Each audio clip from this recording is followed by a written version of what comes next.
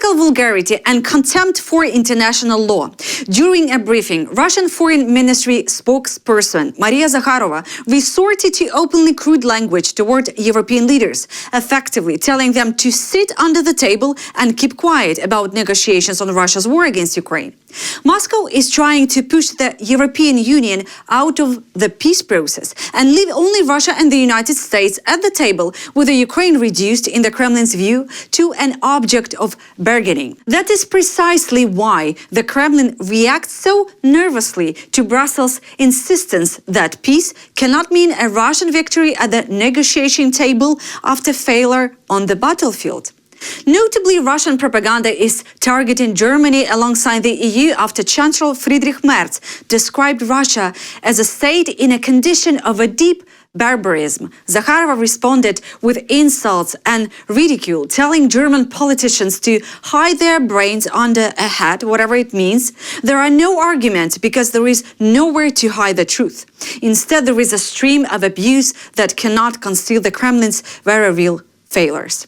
Russia is running a covert campaign of oppression and espionage across Europe, and a new incident in Sweden is reinforcing those concerns. Near the city of Malmö, Swedish forces intercepted a suspected drone in the exact area where the NATO aircraft carrier Charles de Gaulle was docked. The drone was spotted during a patrol in the strait between Sweden and Denmark. After countermeasures were used, it disappeared from radar. At the same time, a Russian military vessel was present in Swedish territorial waters. Sweden's defense minister said the drone was most likely Russian. Western officials have long warned about Moscow's systematic surveillance of military sites and countries supporting Ukraine. The Malmö incident fits the pattern, testing NATO defense and signaling Russian reach far beyond the battlefield. In Russia, Putin has congratulated special forces troops on what Moscow presents as a proud military milestone. But for Ukraine, this moment marks the beginning of occupation, war, and the systematic destruction of Ukrainian lives and identity. It was Russian special forces who first seized key sites in Crimea, the opening move of a campaign that expanded into full-scale aggression against Ukraine. Today, the Kremlin is openly honoring the very units that led the takeover of Ukrainian territory. In his message, Putin praises them for strengthening Russia's sovereignty, a direct reference to Crimea. In effect, Russia is celebrating the start of its own war against Ukraine and the years of violence and repression that followed. In Russian propaganda, this episode is called the Russian Spring. For Ukraine, it marks annexation, invasion, and the long war that continues today. Russia has pulled nearly 2,000 Africans into its war against Ukraine through criminal recruitment schemes. Ghana's foreign minister said this after a visit to Kyiv. He said Ukrainian authorities, citing their own intelligence, have documented almost 2,000 Africans from 36 countries who were lured by trafficking networks into joining the war. He also highlighted the figures linked to Ghana. According to estimates, 272 citizens of Ghana may have ended up in their war since 2022. At least 55 are believed to have been killed, and 2 have reportedly been taken prisoner as combatants. The minister called the numbers deeply troubling and said these are not just statistics, they represent the real lives and real families. He said Ghana will launch a public awareness campaign to protect young people from being deceived and recruited, and will track and dismantle illegal recruitment channels within its jurisdiction. Peace is still far away, but there are some encouraging signals after new US-Ukraine talks in Geneva. Officials from both countries met to discuss a massive post-war recovery plan worth up $200 billion, even as negotiations with Russia remain stalled. Kyiv hopes to finalize key elements of the plan at a trilateral meeting expected in early March, likely in Abu Dhabi. The goal is to prepare the ground for a possible leaders' summit between Ukraine and Russia. Ukrainian negotiators say the talks focused on both economic recovery and security guarantees to make any future political agreement viable. Ukraine estimates reconstruction will require hundreds of billions over the next decade, while the World Bank already puts minimum recovery costs at nearly $600 billion. The diplomacy comes against the backdrop of continued Russian attacks. Just hours before the Geneva meeting, Russia launched more than 400 drones and dozens of missiles at Ukrainian energy and critical infrastructure. Kyiv says this shows Moscow still bets on pressure and destruction rather than compromise. On the battlefield, Russian forces continue grinding offensives along the 2,200-kilometer front despite heavy losses, while still demanding control over more of the Donbass. Ukraine insists it will not concede territory won at such coast. So while peace remains distant, the Geneva talks suggest Western partners are already planning for Ukraine's recovery and trying to shape the end of the war even before a deal with Moscow exists. But while diplomacy is discussed in Geneva, Russia continues striking Ukrainian cities overnight. An overnight Russian drone attack has damaged a hotel in the center of the northeastern Ukrainian city of Sumy. Regional authorities say 2 drones hit a civilian building, sparking a fire. A second strike followed while emergency crews were already at the scene. 50 people were evacuated from the building. No casualties were reported. Ukraine's air defense says Russia launched 187 drones across the country overnight. Ukrainian forces say they shot down or neutralized 165 of them.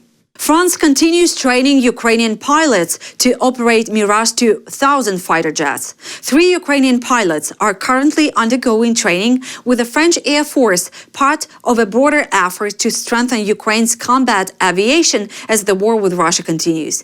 Paris also plans to deliver 2 more Mirage 2000 aircraft to Ukraine in the first quarter of 2026. Last year, Ukraine received 3 of these fighters. At the same time, France is increasing deliveries of AASM Hammer precision-guided bombs, which are already being used on the battlefield. So France is steadily expanding its military support to Ukraine. But at the same time, Paris is also speaking about something much bigger, a shift in Europe's entire security architecture. French officials and strategists are increasingly discussing France's role as a central military and even nuclear power in Europe amid Russia's war against Ukraine. And this evolving role of French nuclear deterrence is now at the center of debate in Paris. And it's customary for the French president to do 1 speech per term, so meaning that his second speech was long awaited, and it's especially necessary since the beginning of his second term we had the beginning of the war in Ukraine and also the re-election of Donald Trump, meaning that the geopolitical context for nuclear weapons is changing, and there are a lot of expectations coming from European allies but also adversaries.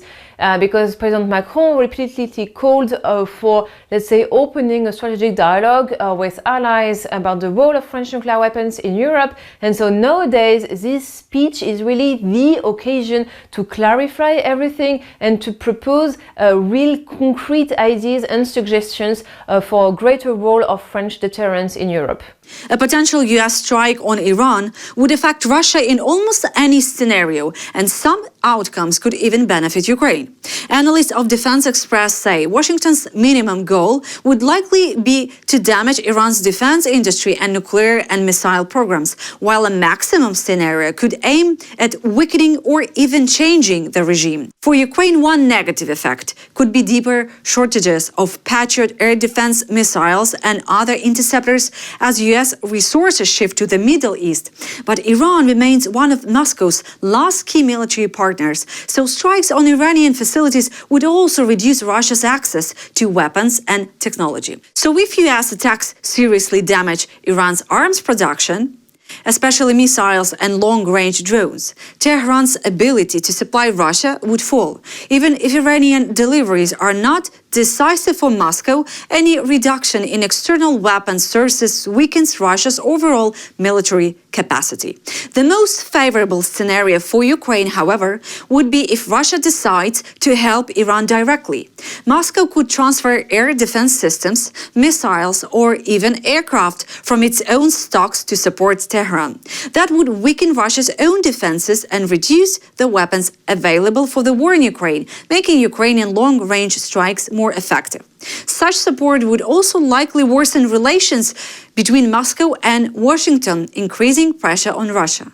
If, on the other hand, the Kremlin avoids helping Iran, US operations against Iranian capabilities would proceed faster and still reduce a partner Russia relies on. In other words, whether Russia helps Iran or stays out, most strategic outcomes of a US strike on Iran would tilt in different ways in Ukraine's favor. Allahu Akbar! Wala mujahida wala Pakistan Pakistan has declared open war on Afghanistan after strikes on Kabul, Kandahar and areas near the border. Islamabad says it will no longer tolerate this. Pakistan says militants based in Afghanistan are attacking the country. The strikes were a response to fighting along the border. Both sides report killed soldiers and captured positions, but their numbers differ and are not independently confirmed. This conflict has lasted many years. Pakistan accuses Afghan authorities of covering for the Tehrik a Taliban Pakistan group. The Taliban denies this and say Pakistan's security is its own responsibility. Relations between the countries are also strained by a disputed border and long mutual distrust. After the declaration of open war, the risk of a major escalation between Pakistan and Afghanistan has sharply increased. In response to the recent airstrikes carried out by Pakistani forces in Nangarhar and Paktia, heavy clashes have begun tonight at 8 p.m. Thursday in the eastern zone.